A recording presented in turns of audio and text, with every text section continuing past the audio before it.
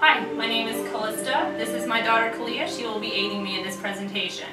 What I'm going to be doing is showing you how to turn a simple dessert into something that will catch your friends, family, neighbors' eyes, or even colleagues at work. So first I'm going to show you some of the ingredients I've used. I've used a simple Pillsbury Mocha Fudge brownie mix, easy, simple to use, under $2 at your grocery store. I then have my Cool Whip frosting. You can find this in the freezer section at your grocery store. And it's recommended that you keep this frozen until you're ready to use it. We just recently took mine out of the freezer just so it would get a little softer, a little easier to pipe onto my brownies. I then have some Hershey baking melts that I've already pre-melted and are ready to go. You can use regular Hershey chips if you would like. I just prefer the baking melts just because they melt a lot easier, in my opinion. So I then have some peppermint oil and some pineapple sage.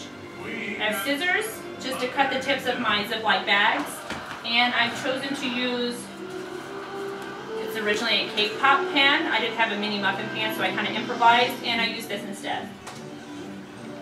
So let's get started. First, we're just going to take our simple brownies here and a small dish. This is one of your key items. You need something small. Have you noticed when you go to like weddings or social gatherings, they use small plates, don't they yet? They do. So we've chosen a small little plate that we've actually just picked up at our local Walmart.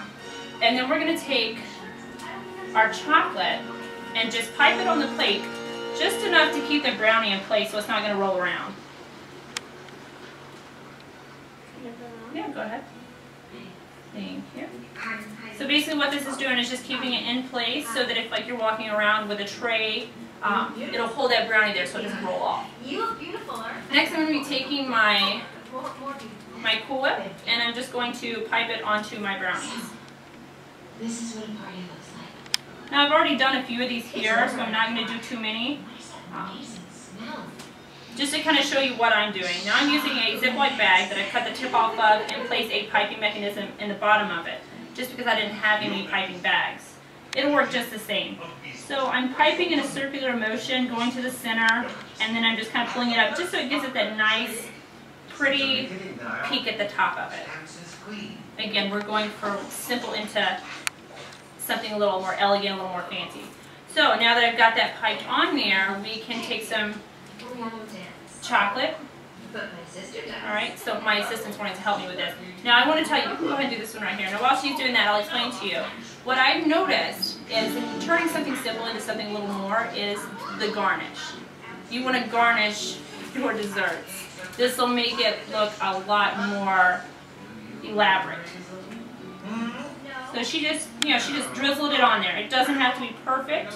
It's fun. This is something you can do at home with your kids. It's not time consuming. It's done fairly quickly. Now that I've drizzled the chocolate on there, we're going to take a few pineapple sage leaves. If you want to use mint, some people may use mint leaves. I have pineapple sage that I grow here, so that's why I've chosen it. So we're just going to kind of stick those in the top of it.